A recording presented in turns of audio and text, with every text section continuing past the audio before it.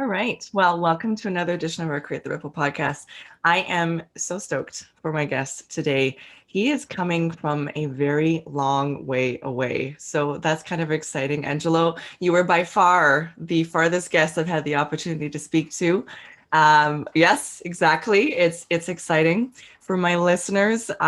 This was, again, one of these, somebody referred, who referred, and here we are hanging out, talking about things that matter.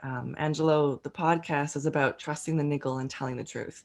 So we are not afraid to talk about big conversations, and it's certainly a platform that I love to promote the people that I absolutely adore. So without any further ado, I would love it if you could let my listeners know who you are, where you come from, and give us your bio of sorts, so we have an idea about why I'm so excited to speak with you today. Okay, thank you so much, Candice. That's very kind of you to say.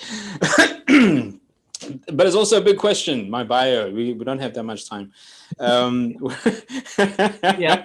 Yeah, so I'm often referred to as a 40-year-old millennial, as I change countries and change jobs and change various things very, very, very often.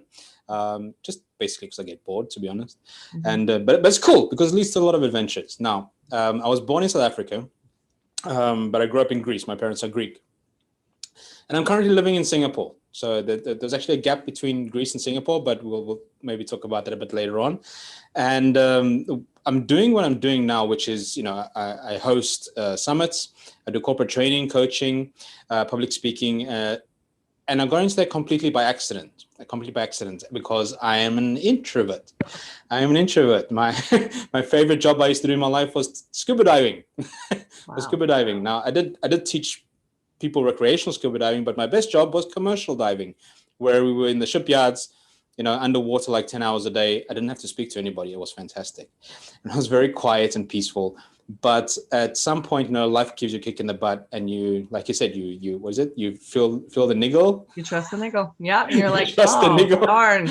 That's that feeling that I'm like, I should be doing something different with my life. Something's wrong. Yeah, that's it. Why do I feel uncomfortable? Yeah. So that niggle came around, and one thing led to another. I ended up in Singapore. I came here to do my master's in theology, believe it or not, which was a totally different field from where I was as such, but that's kind of what happens. And because my background was in scuba diving and rock climbing and a lot of extreme sports, I was headhunted by a team building company. Okay. Who said, "Oh, you have all these skills available. Can you run team building events for us?" And I was like, "Yeah, sure, I can do that part-time," because I was studying at the same time. Mm-hmm. And at some point, the owner of the company, I told him, "Dude, you're wasting people's time.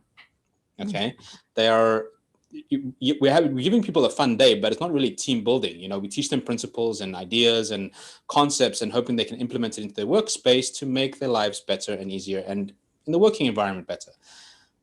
But they come back the next year with exactly the same problem. Yeah. That people say interpersonal communication or change management or whatever it is. And then they came back next year, "We want you to do interpersonal communication, change management." They didn't learn anything. So I told them, "Dude, we need to do a leadership program. So the leaders in the company can then work with their people based on the principles we've taught them and take them to the next level." And he said, "That's a good idea. Look into that." And I ended up going to the United States and studying with John Maxwell to do leadership. Nice. Nice. To do leadership. And I came back to Singapore and I said, "Dude, I can teach these leadership programs now." And he said, "I don't want to do leadership in my company. Go and start your own company." And I was like, "That's not the plan." that was definitely not the plan. Oh, twist. As it is. And I would have dumped it there, but I'd spent so much money, like close to $25,000 on this whole process, that I thought that money's going to go to waste. I've got to do something. So I said, give me access to your network at least. I've worked with these people for the last, 2-3 years, and they all know me very well. And I'm not. There's no conflict of interest because you're not doing the same thing. And he was like, "No." Very protective. No. Oh, no. That's it. We're done. So as you know, as an entrepreneur, the first thing you do is do a lot of free stuff, a lot of networking, a lot of going to events. And as an introvert, that was my favorite. I know. One of my favorite things about the world right now, and we have to be on Zoom, and everybody's like, "I hate Zoom." I'm like, "No, I'm an introvert, man. So I can come from my cup of coffee. I can turn on my camera. I can smile." And then I'm like, and I'm still at home. That's cool. I would say wearing a pair of shorts, but I know you're in Canada, which I think it's very No, but it is conducive right tight. now. Yeah, it look, from here up, we're ready to network. From the rest down, yeah, we're chilling, man. Cool. Okay, so cut long story short, I met the right people, got into the right places, found some incredible mentors, and then got put on stage, and I was like, what do I do now? I got to talk. And so we started talking. Skip a little bit further away. COVID came around. Obviously, my industry went dead. Nothing was happening. I got stuck in Singapore because I had moved to Malaysia by then, and then I had to come back to Singapore. I got stuck here because the borders closed. Yeah. And was thinking, okay, so the mindset of people that are in training and coaching and this industry, it's always, what problem can I help solve? What problem can I help solve? I was thinking to myself for months, what problem can I solve that I've got the skill set to do? And the problem was the uncertainty about the future. The uncertainty about the future. And so I was thinking, okay, so that's the problem. How do we find a solution? And the solution for me always is find people that are better than you in solving these things. So good. As you know, so good. I like that. Yes. Or you can battle to do it yourself if you want, but it's better just to bring somebody in so much easier. knows what they're doing. Yeah, mentorship is amazing. I mean, we have a mutual friend that we hang out with for coffee in the mornings on Fridays, and I've already said, can I have mentorship? I'll just show up where you are and I'll absorb it, and then that's good. And he just, same thing you do, he laughs a little bit, and I'm like, what? I get it, right? I'm going to be the sum of the 5 people I spend time with, so I may as well spend time with the right people. Absolutely. And you never know what happens from there. It changes a lot of stuff. And when I say bring the people, so I decided to do a summit on the future. So I brought a bunch of futurists together. I did my first summit. Speaking about summits, that's something that I don't like talking to people about, because the more you know, the more you'll never do it. Yeah. So ignorance is your friend. If you want to do summits and events, you're as an event player, if you want to do an event, you don't want to talk about everything that goes into it. Otherwise you'll quit before you start. It's true. And people have no idea how many hours, when I used to do the events, they said, well, can you just do the small event? And I was like, do you understand how many hours it takes just for one event to deliver something that I would be proud to have my name anywhere near? Yeah, no, I get it. So you took on summits, dude. Seriously. Yeah, so I took on summits. I met the most incredible people, created a fantastic product of these futurists, speaking about everything from the future in general. There was a guy from Singapore who's known as the Futurist 3.0, who spoke about the trends. Because these guys have been speaking about the future for years. They spoke about global pandemics and economic crisis and all this kind of stuff for years, and nobody listened. And then it happened. Everybody's like, maybe we should start listening. So we brought them together, and we had a chat about the future of leadership, future of education, all this kind of stuff, which was really, really cool. And I thought, this is a great idea. Let me continue. And I was going to do separate summits on education, on travel and tourism, on HR and work. But then I went through a really, really bad time, a really challenging. Let's find the right word. How do we give this a name without, challenging. Let's not be too negative. Challenging. It was crap. It was really crap. Got it. End of story. It was shit. I had the worst time of my life. I lost everything. I lost my house. I lost my partner. I lost everything. Wow. At that time. Okay, so I had to start from zero, and you get into a little space where you're like, woe is me. This sucks. This is horrible. What's going on in my life? And eventually you realize it's not going to go away. So then it becomes like, okay, so what do I do about it now? And again, I found amazing people like our friend. Can I say his name, Robert? Of course. Yeah. Okay, like our friend Robert, who I think you're going to have on a podcast soon as well. Soon. Yep. I'll have to do a little link somewhere where we link over to that one. Yeah. Robert. Yeah, did a plug for you, Robert. There you go. That's for you. There you go, Robert. Yeah. Respect. And so people like that. And what happened was that when everything outside of you disappears, okay, everything that you had value or gave value to, or you thought gave you value or identity or whatever you want to call it, is suddenly gone, you're left with yourself. Yes. And then it's time to look internally rather than externally about, okay, so who is this person I'm left with? Yes. And so that was the inspiration for the summit I did that I did now recently, which was the Meditation, Miracles, and Manifestation, about how to become the person you want to be for your future, rather than tackling all the external things, how to find work, how to create your business, how to be a leader. that stuff's meaningless unless you're okay with yourself. And that's what happened. That was the inspiration for that, as such. As well as at the same time, because why would you do just one thing? Why? No, our It friend makes things Damon, too simple. who I met, interviewed previous to this podcast, he said the same thing. He's like, well, I'm an entrepreneur. And I was like, oh, I know your type.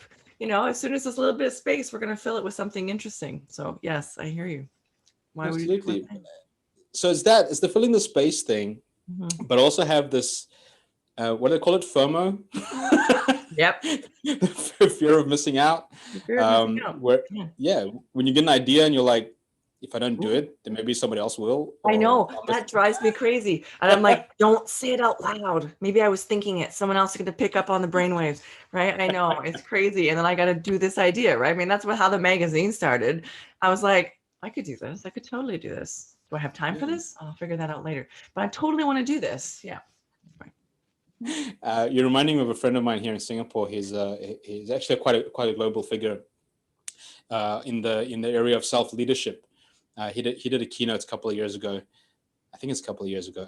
Last year was kind of like a blank, so I tend to skip over it and think I know. it was like, people are like, I want to say last year, but it wasn't. The year before. Yeah, a couple of years ago. His keynote was about how hard could it be.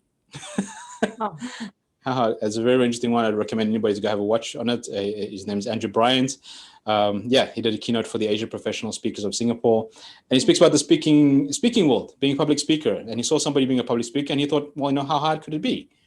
And he tried, and then he did it. He did it. So it's like famous last words, and so you realize it's pretty freaking hard. Yeah. And that's what happens to us. We're like, I can do a magazine, I can do a podcast. How hard could it be? Yeah. Mm-hmm. You have no idea. Yeah. I can do a summit, no problem at all. Yeah. Anyway, so I started another project as well, which is a YouTube channel called Bad Wisdom. And the reason why I did Bad Wisdom was when I was in that dark place, when I was having depression and anxiety and people want to give you medication and stuff, which is horrible. It's absolutely horrible place to be when people give you medication, because you kind of lose your connection with the outside world and with yourself. Everything just becomes very suppressed. So I'm not recommending anybody does not take medication if prescribed. Personally, myself, I hated it. I hated the medication. Yeah. And also I had people near me who would constantly try and give me good advice. Now I want to speak about the relationship part about it, because that's one that lots of people can relate to. In relationships, when relationships don't go well, people give you advice. Things like, you can do better or you deserve better. And you think, okay, maybe yes, maybe no. But at the time when somebody has broken up with you, you don't think a lot of yourself.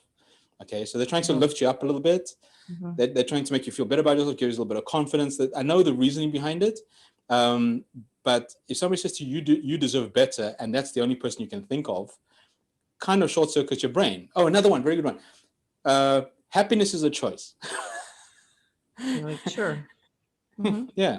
When you have depression, someone tells you happiness is a choice, you have some violent tendencies that come up. Why? I know. I really loved your channel. I'm glad you brought it up, because that was my next question was, can we talk about the YouTube channel? Yes, because I love this. And I mean, this was one of the things that you and I talked about the first time we hung out on the phone, was this bad advice. I agree. I think that there are often very well-meaning people who tell you this bad wisdom, this, they well-meaning, but they tell it to you because they are uncomfortable with observing your suffering, or it's reminding them of when they suffered, and nobody likes to stay in that place. And I think you and I had chatted about the power of just being with people when they're going through transition or change or grief or loss. And that's hard if you haven't done the work to be okay with, wow, this is a yucky feeling. Let's just stay there for a minute. And I know that for me, there was a moment, it was a few weeks actually in 2020. To be honest with you, Angelo, when we had that second shutdown, a moment, yeah, it was 14 weeks, whatever.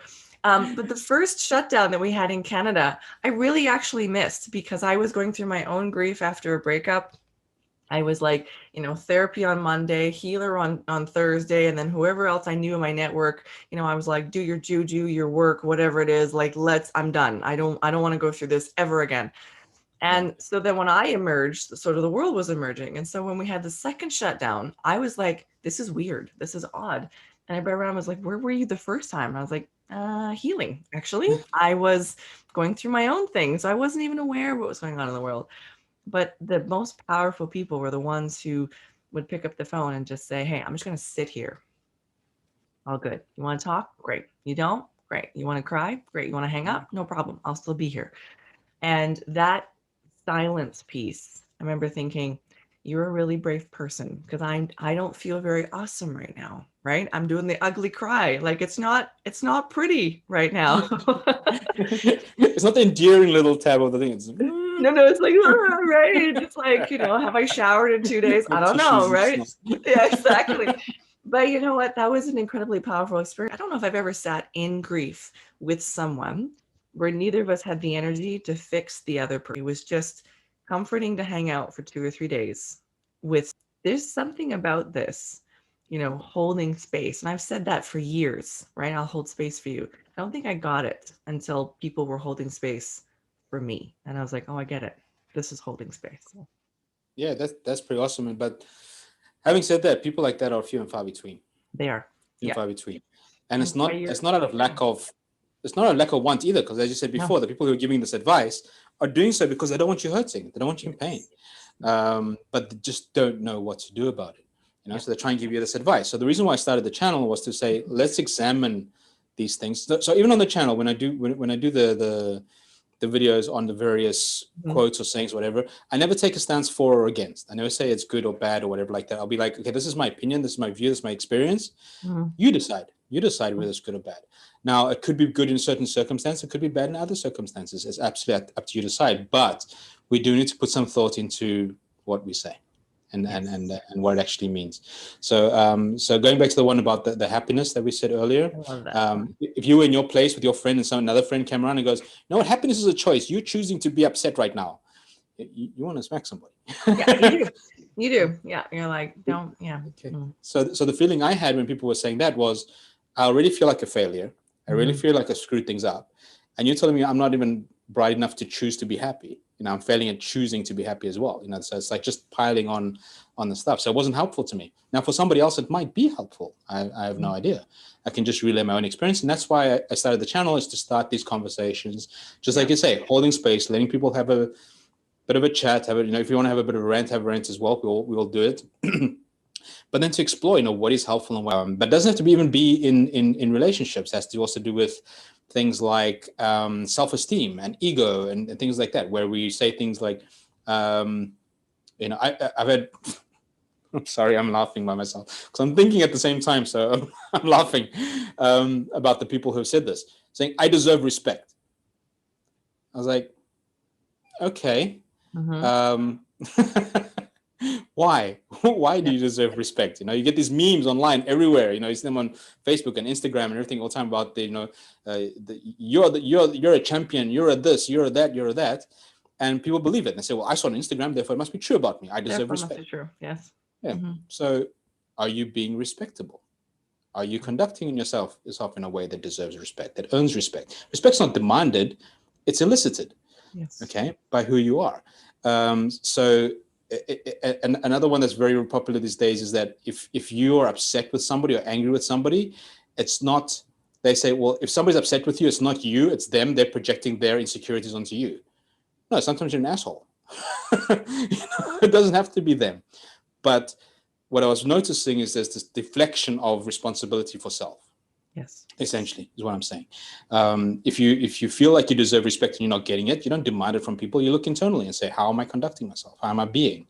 If I deserve better than this situation, why do I feel that way? Do I have skills, abilities, talents, contributions, value, etc., that I should be having a larger impact on the world or getting better results for myself?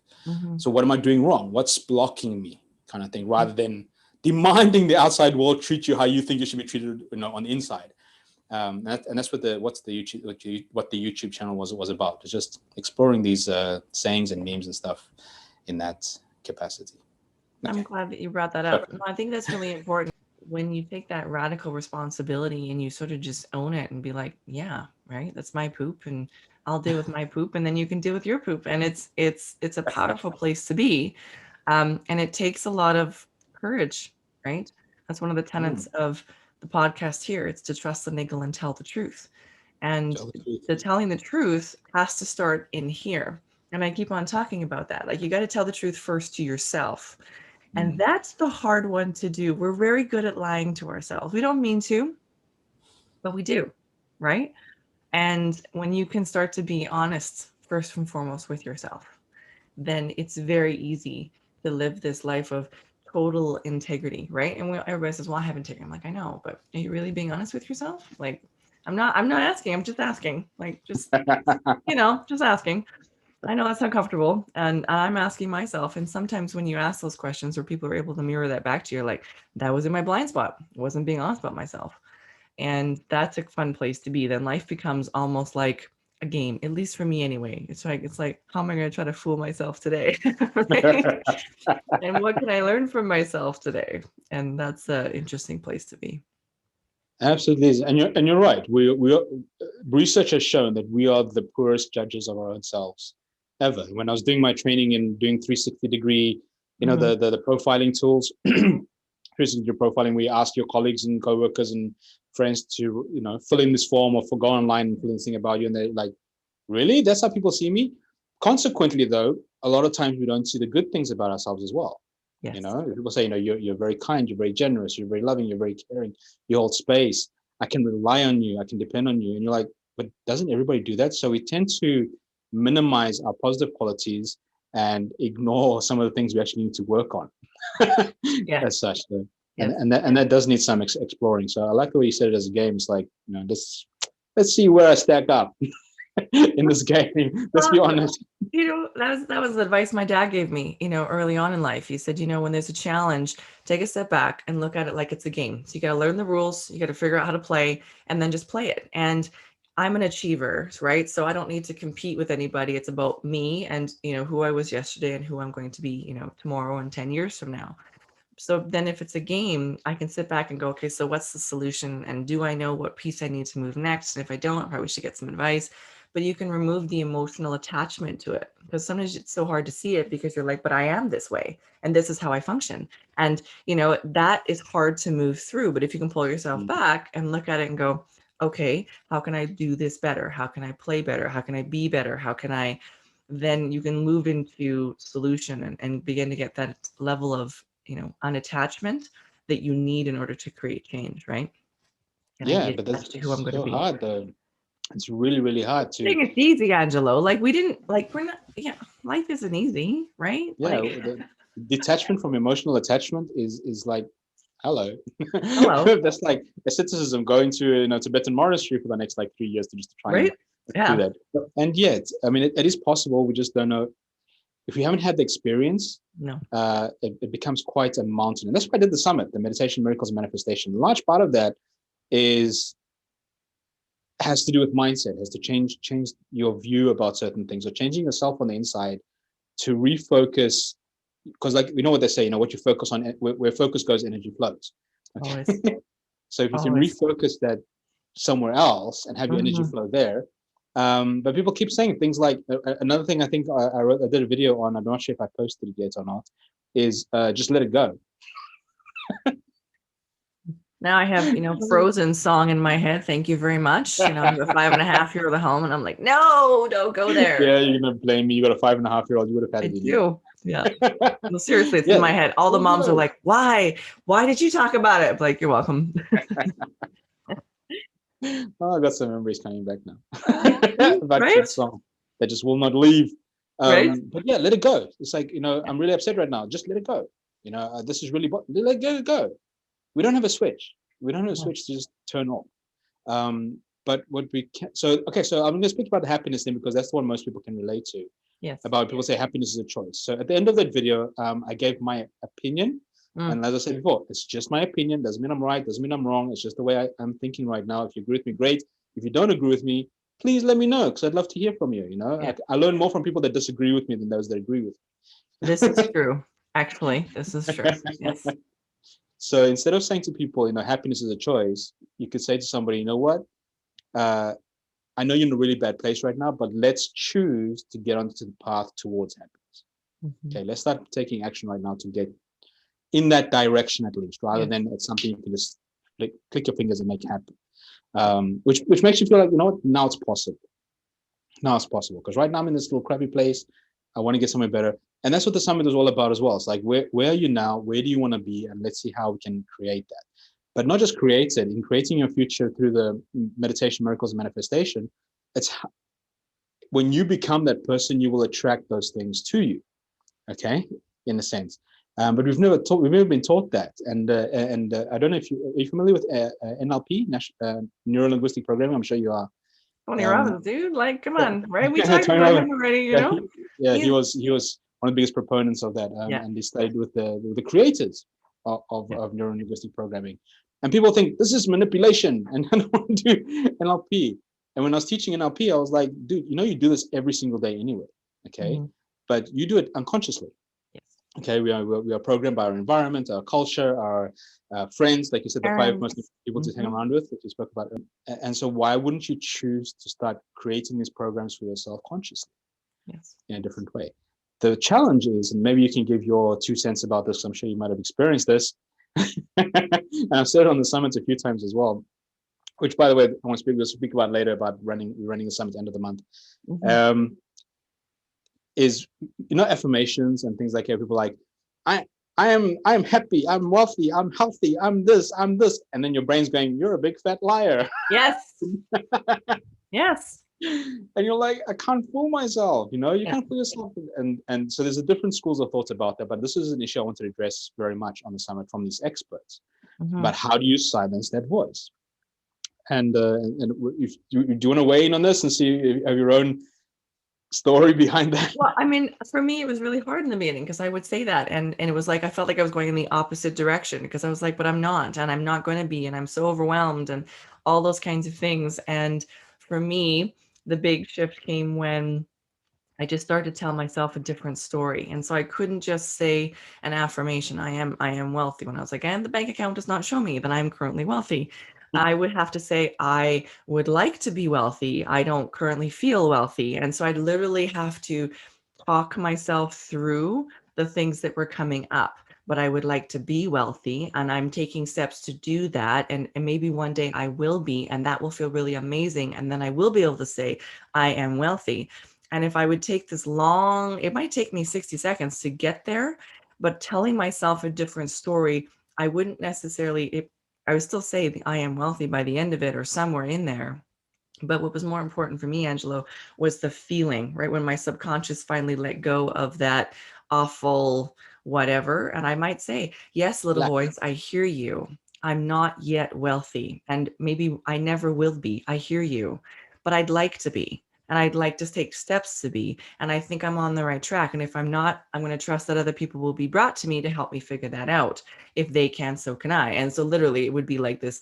People are like, that's a lot. That's a big deal. And I was like, yeah, but I'm committed to retraining my brain from the way that it's been taught, right? Money's not filthy. Money is just energy. But it took me a really long time to get there. It's actually funny, Angela. I used to say, I get checks in the mail. All I ever got was bills. It was like, this sucks. But you know what? I kept on saying to myself, you know what? Someday this is going to be a check. I don't know when, I don't know how, but someday it's going to be a check. And I would like forget about it. And I remember the very first time I shifted, it was years later, into another company, and they paid us via check in the mail. And I got my first check in the mail. My subconscious went, what? And I was like, little voice, take that. Okay. That's one for the team, right? One for the team. And then it was like, well, that took you a long time. And I was like, listen, okay, I need one little win right now. Okay. I got a check in the mail. There's more coming. Right. And I remember that whole process, but that's certainly something I teach people now when they get stuck on this affirmation is, it's not going to feel like sunshine, lollipops, and roses.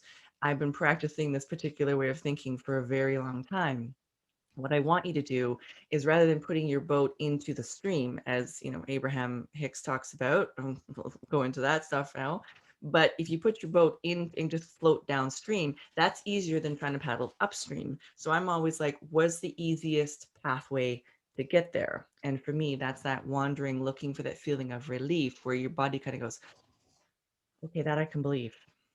Right. And so I'm always looking for that, because then I know now we're into manifestation. And if I can stay there for 17 seconds and then spend another 17 seconds and get it to at least, 68 seconds or whatever it is, then I'm actually going to physically begin to see the manifestation somewhere in my life. And one of the things I used to do with that was I couldn't necessarily believe that I was wealthy. That was really challenging at the time. And somebody said, manifest a cup of coffee. And I was like, oh, coffee's easy. And I thought, that's funny. In my brain, coffee's easy, but coffee's complimentary, right? So my brain went, well, that's easy. You can get a free cup of coffee anywhere. You just have to end up in the place where coffee's free. And so I said, well, I can manifest a free cup of coffee. I'll do that. And people would start to show up to like meetings and go, I did buy you a cup of coffee. I was like, yeah, you did. Right. And so I was like, one for me. Right. So I was like, I may not be wealthy yet, but at least I get free coffee. And then I'd be like, I wonder if I could do that for meals. Let's totally do that. Right. Because remember, money is still the challenge. I was like, well, at least I'm leaving more money in the bank account. So I'm slowly getting wealthy. Anyway, in case my listeners can't tell, I made it a game. It had to be a game for me, because then it was fun and it wasn't challenging and it wasn't continuing to perpetuate that negative feeling. But anyway, I want to hear your thoughts on it, because you did a whole summit on this stuff. Well, you did kind of summarize it quite well, to be honest with you. There are different schools of thought. There are different methodologies and ways, because there's not a one size fits all for everybody. No. But your way is precisely what worked for me. Was when I was like, I'm happy. I'm happy, and what it didn't work at all. And then I did pretty much the same thing as you did, but I kind of took it was a little bit shorter than going the wrong. I didn't have so much reasoning power I at the use time. like 3 times as many words as you to get to the same place, right? That's just that's how it works. But it's cool though, because the concept is the same. Where I was like, no, I'm not that. But you know what? I didn't choose this for my life. I'm choosing that for my life. Ooh, And I that's like where that. I'm going. That's much Okay. faster. Yeah, it's much I faster. learned It's something today. Wait, Yeah. I can shorten that. This is how things are. I don't want them to be that way. I choose that way. Yes. Am I there? No. No. I'm not. But I'm not choosing this anymore. Let's go there. And the voice is like, okay. Okay, fair. Because it's like, I can't say you're a liar because you just told it. Things are crap right now. Nothing. Things are crap, but it's not even. They're not going to be in future, or things are going to get better, and all of this. Like I want to call it like pseudo. It's almost like encouragement. Toxic positivity, right? You're just, Yeah. I hear you. So I didn't really have this is kind of like fake outcome or hopeful outcome to give the voice. It was like, no, I know things are crap right now, but I'm choosing for it no longer to be this way. I'm choosing for it to do things, to take action, to do what's necessary to move to where I do want my life to be. Right. And you can't argue with that, because you're not giving it information that it can disagree with, except for maybe if it says to you, but you're a lazy bastard. Yeah, it's a totally different thing. But generally speaking, silence is the voice. Now, having said that, it's very simplistic the way we've said it right now. There are a lot of things it all boils down to our condition. Yeah. How we think and how we've been taught to think and how we've been trained and seen the world how it is. You said about the cup of coffee, and you said, I can do it for a cup of coffee. Well, why can't you do it for $1 million? Well, because I've not seen that in my reality. I'm still asking myself that question. Like, why is that? Yeah, that's a good question. Because they're not giving complimentary $1 million every year. But in your brain, it makes sense. It's like, yes, a cup of coffee, I can. Or the most commonly used one is a parking space. Right. A parking space. Yeah. That's great fun. I even have friends now that know it, that they're like, I'm going to go with Candice because she's going to get the parking spot up front. I'm like, yeah, I am. And then I'm thinking, this is awesome. I'm going to use this energy, because not only are other people in the car like, Candice gets the best parking spots. And I was like, I'm going to take that. I think that too, you have to get really present with that, right? So it is awesome. And when you get the cup of coffee, like, you got to celebrate that, because you really do have to, like, not only create the neural pathways, but you also got to reinforce them. And it's like you're saying, listen, I'm good at this. So if I'm good at coffee, one day I'm going to be good at wealth. I'm not sure how yet, but I'm going to be. Yeah. Hey, I hope you're enjoying the show. I know I am. I wanted to take a moment to talk to you about an amazing product that is making such a difference in my life. This is 36-year-old skin. Yes, I'm wearing a teeny tiny bit of foundation and some mascara and some eyeliner, but that's it. I do not go into the deep makeup world. I'm too much of a plant-based hippie, for lack of a better word. to get into it. However, I've absolutely been loving my experience on the Modere products, especially their collagen. It's liquid collagen made from chicken sternums. It's got 7 international patents, and it's clean. And frankly, a lot of the collagen products out there include things like hooves and noses and byproducts. And I was like, no, thank you. So when I discovered this one, even though I'm a vegan, I prefer a plant-based lifestyle, I recognize that this collagen, my body would recognize it. And if it recognizes it, it's going to use it. Simple spoonful in the morning, spoonful at night. It's making a huge difference, not only in my skin, which, to be honest, I completely love, but I also in my nails and in my eyelashes, which I love. So I want to give you a little tip. Talk to me about this. I can get you a referral code for being a part of my network, which will save you $10 on your first order. The products are very comparable. It's not an MLM. It's simply an affiliate program. So I love to do that. And then whatever mascara you choose to use, add a drop or 2 of lavender. This company no longer exists, but they're super awesome. And I know there's a number of great oil companies out there. So get in touch with your favorite oil rep person, and put a drop of lavender in your mascara. Combine that with my liquid collagen, and you are absolutely going to love the way that your eyelashes look. Did you know that one of the reasons your eyelashes break and fall apart when you're older is because there are teeny tiny little bugs that live in your hair and in your eyebrows, and they fall onto your eyelashes and they eat them. Now, granted, we kind of need these things that live on our skin and our bodies for our bodies to function the best. However, if you're like me, you want a really great set of eyelashes. So hopefully that helps. I will make sure to tag the products down below. And without any further ado, let's get back to our show. So there's a guy in my summit. His name's Sam Lewis. Fantastic man. He lives in Vanuatu. He's actually from New Zealand, Australia.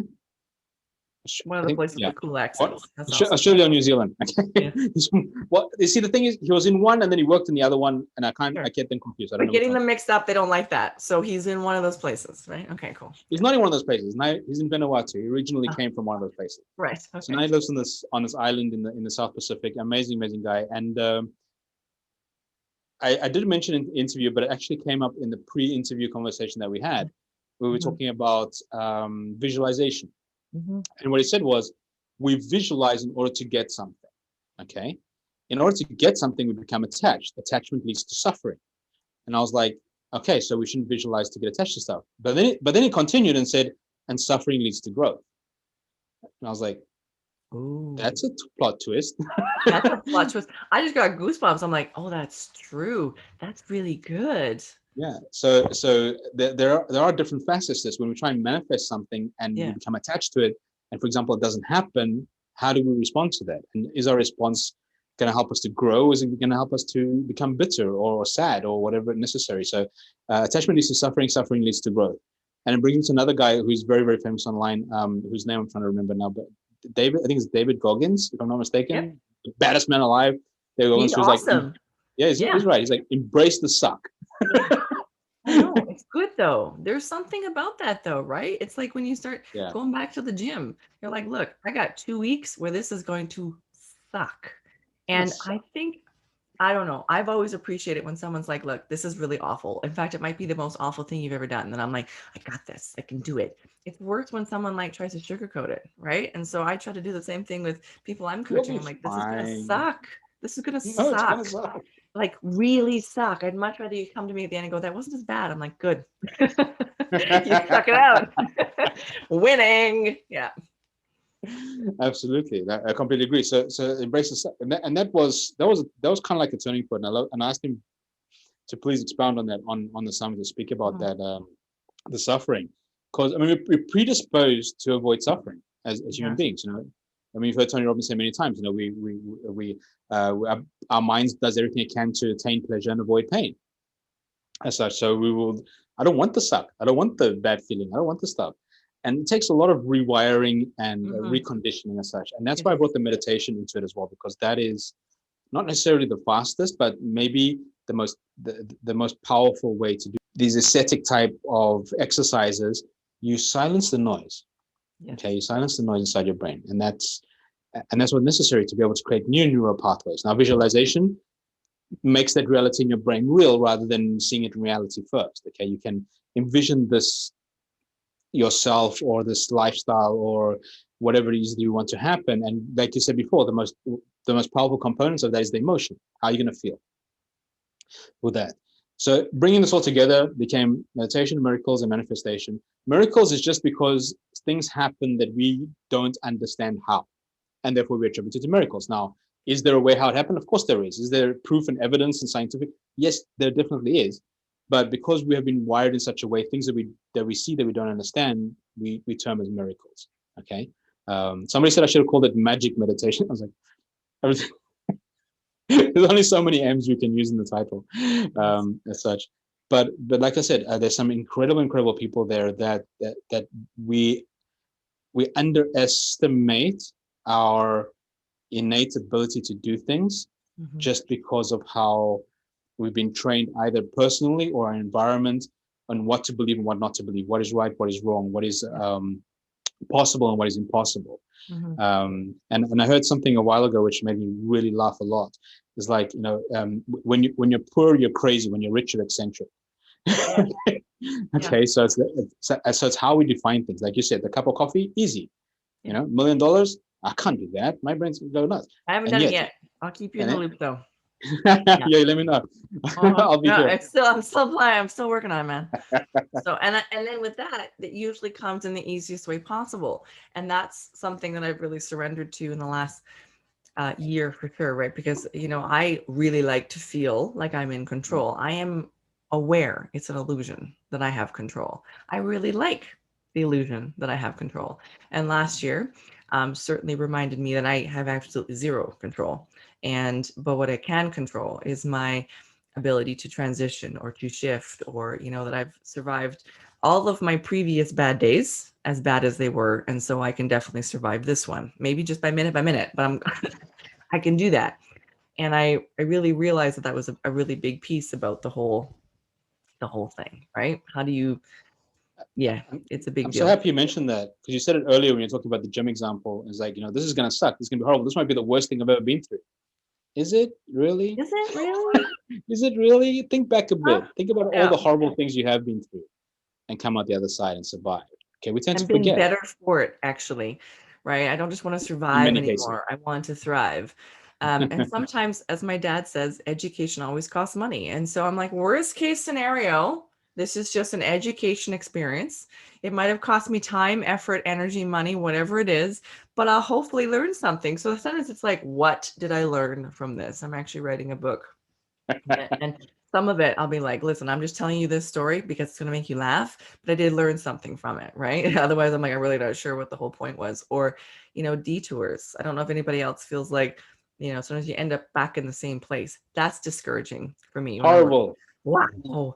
How did that happen? That was not an opportunity. That was definitely a distraction. And now I'm back where I started. What did I learn? And how powerful it is then when you begin to really focus on those pieces that move the needle forward in your life. And you're like, ooh, I actually made progress. I think we really have to celebrate that and then focus on more of that. I mean, like even my current vision board is amazing places, people, and things that I want more of this year, because I know gratitude brings us closer to the heart of God, right? Whatever, being you subscribe to, that gratitude is like a great starting place. Gratitude's also a great silencer of the voice, right? I don't have $1 million right now, but I do have this, and I'm grateful for that. And I'd like more of that in my life, whether it's, more cups of coffee, more free dinners, right? I want more opportunities for dinners. I want more opportunities for coffee. And I think that again, is a way for me to be like, if the silent voice or the not so silent negative voice is the opponent, how can I outsmart, outwit, and whatever without, losing myself in the process, which, hey, welcome to day to day. I like what you said about the lesson. I heard something similar that said, knowledge is what you get when you read the fine print. Experience is what you get when you don't. Oh my God. Yeah. Okay. So that's true. so that's the lesson. If you're getting, a lot of experience. A lot of experience. Did not read the fine print. I never read the fine print. So I'm like, that actually is true. I should read more of the fine print. Yeah, it's like I don't need to read the manual. Well, I can and you cause more problems for yourself. But I like what you said about what you can control and what you can't control. And that was lessons I learned from a gentleman called Michael Singer. He wrote the book The Untitled Soul and the Surrender Experiment. And surrender is not easy because we do grow up with this mindset that we can control our environment. And by saying we can control our environment, anything from the people who are directly in your life to the weather. You walk out the house and it starts raining. It's like, no. Every time I want to go out, it starts raining. The rain doesn't care about you. It's the Earth's irrigation system. It's got no idea whether it's going to sabotage you going out or not going out. It's the weather. And then when you break it down, you'll see how little is actually in your control as such. And yet we try and let the outside world conform to the idea we think it should be like inside of ourselves. And that causes a lot of frustration, anger, upset, depression, even in many cases. And but learning to surrender is not. It's really, really not easy. It's really not easy because there is, Maslow's hierarchy of needs, the security part at the bottom, which is like the basis everything's built on. Being in control gives us a sense of security. Like so many people felt in control of their careers and their lives and the security of having a very good job until COVID hit and they lost it. Yes. And it just crumbled. They went through some very, very hard times in the last year. It's horrible for a lot of people. So the reason why I did the summit and was encouraging people to get onto certain programs that were given, some free things were given, a lot, like over $500 worth of free stuff was given away is given away on the summit, is to really engage with that, get into the process, because nothing's going to change overnight. Now, there's no magic pill for this thing. You need to engage in the process if you're looking for change, because it took so long to create in the first place. It makes sense that it might not take as long, but it will still take some time to reprogram those things, the mindset that's involved in that. And I can I'll hand up. The reason why I do summits is because I want to learn these things. It's not because I know these things I want to do it. I want to learn them. So either I can go and pay thousands of dollars for courses, or I can bring the experts and create an event and have them speak, and they become my friend. I know this, and some people might not. Whether you're a summit or a podcast or anything, this is not the only conversation you have with a person. No. This is the one that's recorded. Conversation is better. I really do need to start recording those and be like, I'm recording from the beginning, because some of the pre stuff, when you just sort of show up without any preamble, is like there's some meat there, man. Like there's some nuggets that you can really take home. Cool. And that's what it is. So there's always Tony Robbins says you never fail for lack of resources, you fail for lack of resourcefulness. Ooh. So there will always you want to write that down? They got the recording. That'll flash across the screen somewhere, right? So everybody can remember that one. There's another nugget there, right? If resourcefulness is the key, I've got to learn to be resourceful. And resourceful plays into creativity, and how creative you can be. And everybody will say, well, I'm not creative. Well, not everybody. Most people will say I'm not creative. Yeah. And yet, when we're putting, unfortunately for many of us, myself included to a large extent, is we become really, really creative when we have no choice. Yes. Okay? That has to come to that extreme. True. Yeah. So if we can find a way to not have to go to that extreme and become creative before we get to that, point of no return situation, we don't have a choice. That'll work a lot in our favor. And there are some people. There's a guy on the summit. His name's Brendan Durrell. Brendan's just finished recording a documentary for Netflix. That's as much as we can say about that. Yep. But he focuses a lot on sexual energy for creativity. Now, as soon as people said that to me, I was like, I don't think we can say that on the summit. And then he was like, well, this is what Napoleon Hill said in his book Think and Grow Rich about sexual transmutation. I was like, that I know about. Yeah, we can talk about. Yeah, we know that one. Yeah. So it took it a lot away from the predominantly assumed connotation of sexuality. So what he says, and this was really powerful that I didn't realize before. I want to share it for you right now. Is, do you realize that every single living being or living thing on this earth is a result of sexual activity? I'm like, dude, that's true. He says every single person alive on this earth is only here because of sex. And I'm like, Not just now, all through history. All through history. All through history. And he goes, and the animals. And I'm like, are you kidding me? And then, okay, because it's a powerful, powerful, powerful source. It's a powerful energy that's there. But when he speaks about it, he doesn't speak about it as like I said, sex as we commonly know it as. It's more like we have this inert energy, which is called sexual energy, that we can transmute into creativity in many, many ways in order to how to learn it. Now, there's obviously methodologies and ways to do that. But when I talk about creative, you usually have to be at the end of your, into going to super survival mode until become creative. There are other ways of doing it. Unfortunately, in many cases, either we don't know or we're not prepared to embrace the suck, like I said previously. I want things to be happy and just wait for things to happen. Yeah. Or we're not willing to find out that it's there. Okay. And that's why I created these things. It's like, you know what, you can't use this as an excuse. We're creating things to give you that information, those resources, those connections, because everybody on the summit, people can connect to. I've given there the LinkedIn, first Facebook, Twitter, Instagram, YouTube, everything's there, websites, whatever it is. If we're going to be having a Clubhouse session soon as well with the speakers, which is going to be really, really cool. I'm really excited about that. Just to be able to do that. It's like, here we are, we're going to have a chat. This resource is available to you. If you need something, tap into this. And the weird thing is this, I just want to say the last thing before I'm guessing we have to go real soon, is this, a preconception that many people have, especially about people who are of a certain caliber or level of success in their industry. We tend to have this reverence towards them, like, I'm not worthy. I'm not worthy, I'm not good enough, etc. The people that are at that stage, predominantly, I won't say always, but predominantly, are some of the nicest, kindest, most generous people you'll ever meet in your life. They are. Okay. And if you ask for help and you're sincere, so I'm just giving some advice real quick. If you are going to ask for help, be sincere and do what they tell you.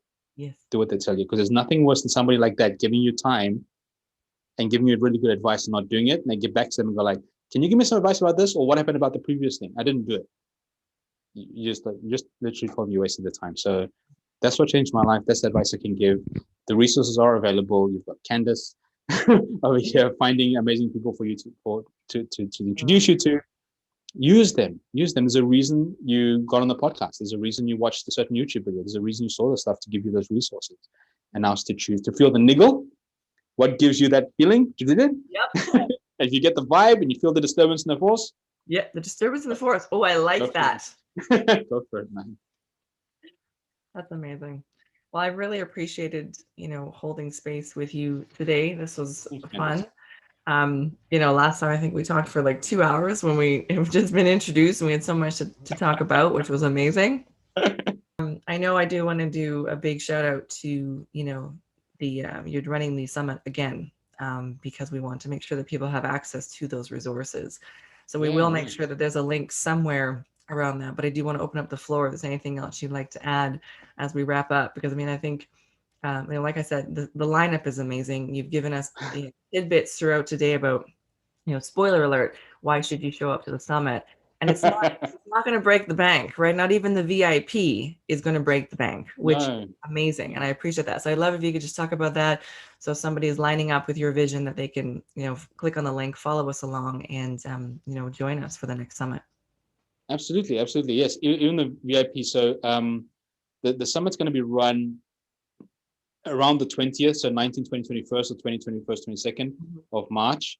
That will be the event running. So that I'm giving that available for people at a very, very, very good rate of, I think it's $22. Yep. Which is less than 50% what it normally would be, which is 57. Okay. And that's just the 10-day event. But if folks want to get on right now and get access right now, we do have the VIP that you mentioned, and it's $197 that I've discounted to half, because I just think, yes, we do want to make money. Yes, it's a business. Yes, it's the way I make a living, etc. But there's also this passion of people have got to know this. People have got to learn about this. I've got to get this out there. So let's make it as accessible as possible. So we gave a 50%. We gave $100 off. So it's not $197. It's $97 for the VIP. Where you can access it right now, and you've got unlimited lifetime access to everything. all the downloads. I've done a lot of really, really cool things for the summit that I didn't do for the previous one. You definitely have. And I mean, if you're just listening and are still hanging out with us, they're nodding. And so there will be a link. You got to go check it out. The VIP is more than worth it. I mean, access to the bonus and the materials you put together. I mean, that's worth it right there, right? Yeah. So I'll just say a couple of things about that. I created a session notes and workbook for each speaker. Wow. So there's roughly about 4 pages per speaker, which like summarizes everything they say and also asks some because I'm a coach. Okay. So I developed some coaching questions for people. Give 3 ways that 3 things you can start right now to give you this result or things like that. So that's about a 60 or 70 page PDF that you can use. But also inside the interviews, in the interview itself, I've asked some of the speakers to do exercises like breathing exercise, like Brendan does a breathing exercise, which is really powerful. Visualization, centering, we don't do affirmations, but we do a lot of that vision, like envisioning, visualizing exercises. Those exercises, I've created a totally I got an MP3 download of the whole interview, but I've taken those snippets out and created MP3s of that only. So you can download those to your phone. You can run those meditations or visualizations whenever you want as well. So that I thought is a terrific resource for folks to have. And there's loads of giveaways, ebooks and coaching courses and calls and crazy stuff. I really, really love it. I'm very proud of it. And I'm very grateful for everybody that contributed to that project. I can't wait to hear feedback about it. Oh, and the YouTube channel, please. We want to start conversations on the YouTube channel. I want to hear your opinion. What do you think? Do you deserve happiness? Do you deserve respect? Things like that. Just let it go. Is that good advice or bad wisdom? So I'd love to get feedback on the YouTube channel. That'd be great. That'd be awesome. Yes, and again, for my listeners, we'll make sure that the links to all that are in the show notes. And if you're watching us on YouTube, then there'll be a pop-up somewhere you can click on and get straight over. We'll make it easy. I try to make it easy for people to be able to connect. I mean, this is a platform for people to connect. That's the point. Okay. I'm also writing 3 books. Hopefully in the next 6 months, they'll be ready. All at one time? Okay. All at one time. 2 of them are going to happen really fast in the next month or so. Very, very basic on, I'm plugging them for a short while. My apologies. I'm kind of taking your platform real quick. But I think it relates to what you're doing as well. So one of them is about interviewing people. How do you interview people? How do you find guests? Things like that, which is my experience in the summit. And the other one has to do with creating a summit, like a 101 about creating some things you need to know. It doesn't tell you everything, so you don't get overwhelmed, but it does give you a pretty strong foundation. And predominantly inside these books, I want to give resources like, like I said, how do you find speakers? How do you create this? What do you look for in a platform? Do you need a platform? Do you need a website? Things like that, So what I'm giving in that book is more how to do a summit, but also how to do a summit on a budget, which was where I am in the beginning. Awesome. My first summit I did with my phone. The first summit, that was my webcam. I downloaded a $10 app from the App Store and used my phone as a webcam because my laptop webcam sucked. Where did I get lights from and microphones and things like that? So that's that. And the last one is another one that might take a bit longer. I'm hoping by the end of the year. It's called Unapologetically Human. Ooh, I want to read that. It's quite raw. It's quite real. It's about how we feel what we feel, and we try and hide it. The more we hide it, the more we suppress it. The more we suppress it, the more it makes us sick, pretty much. So how do we become who we are unapologetically, but doesn't mean at the detriment of other people as well. But being real is the moment you're real, then you can do something with it. When you know what the issue is, you can do something about it. If you kind of sugarcoat it, hide it, pretend it's something else, nothing's ever going to happen. That's what we said right in the beginning when you spoke about it. So when you take a good look at yourself and see what's there, but be honest, be honest about it. If you're honest with nobody else, just be honest with yourself, which is challenging. It really is, especially when you, well, at least for me, I love to people please. I have no problem. Every time I talk about that, my boyfriend's like, "You're telling people you're not honest?" I'm like, "No, I'm saying I am willing to be that honest with myself." That's what I'm saying. And that's a journey because I want to lie to myself. I want to believe my own PR and I want to live a life that's way deeper than that, which means, am I telling myself the truth right now? Really? which is a big deal. I love that. I can't remember who said it, but I heard somebody say you can never underestimate a life of integrity. then that applies to us as well. Not just integrity with the outside people will see, but we say when you're feeling down, you're down, dude. Say it, live it. Once you're there, you can do something about it. It's okay to be upset. It's okay to be angry. It's okay to be flustered. It's okay, to not feel great.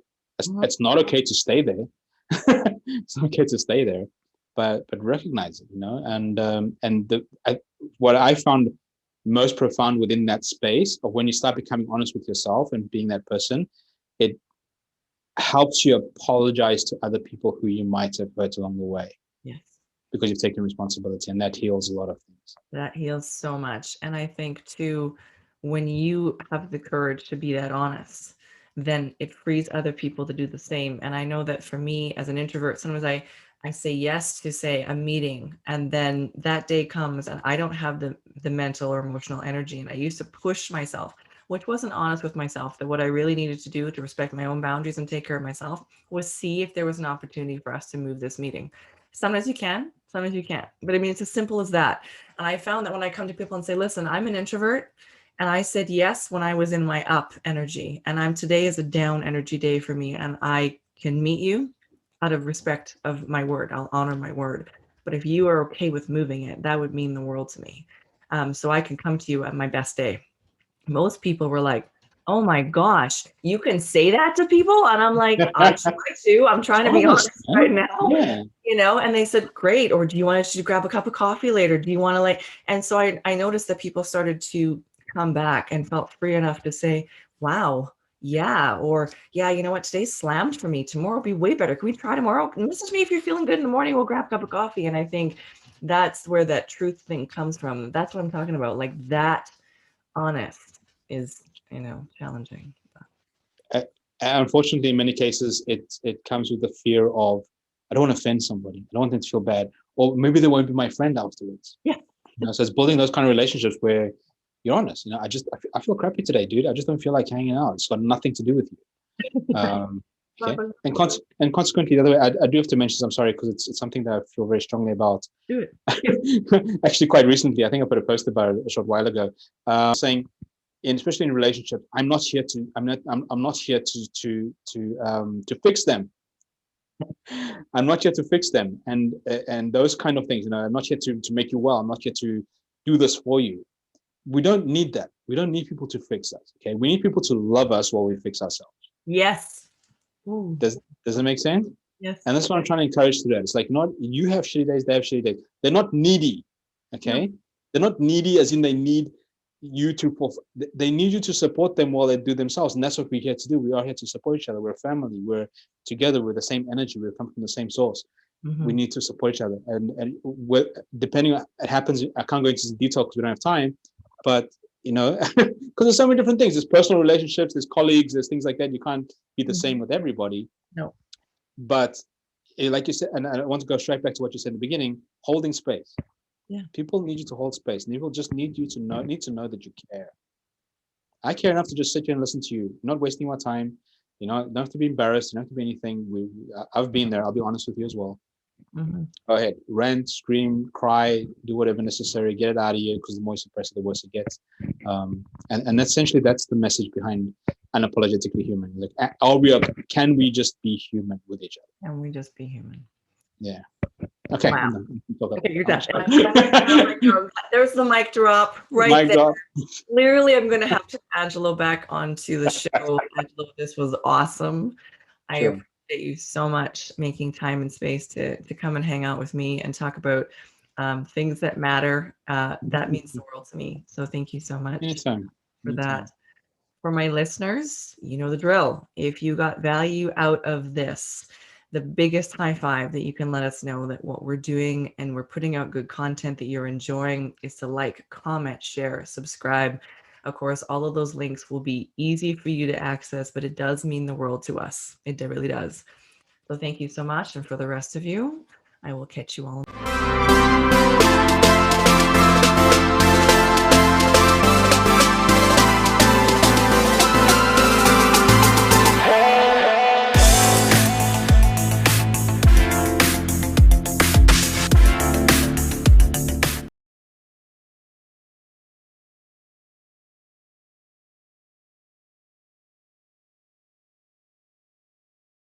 on the flip side.